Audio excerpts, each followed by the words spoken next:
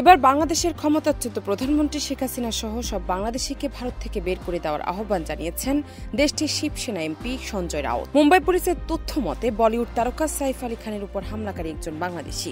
এমন ঘোষণার পর ভারতীয় জনতা পার্টির প্রতি ক্ষোভ প্রকাশ করে সোমবার এই দাবি করেন এই শিবসেনা এমপি।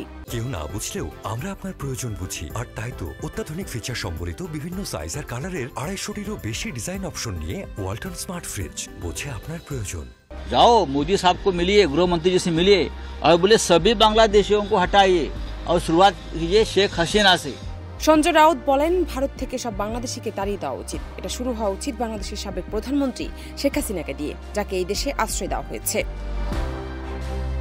সাইফ আলী খানের উপর হামলাকারী সম্পর্কে প্রশ্ন রেখে সঞ্জয় রাউত বলেন, কে বলেছে তিনি বাংলাদেশি? বিজেপি। তারা দাবি করছে সাইফ আলী খানের উপর হামলা একটি আন্তর্জাতিক ষড়যন্ত্র।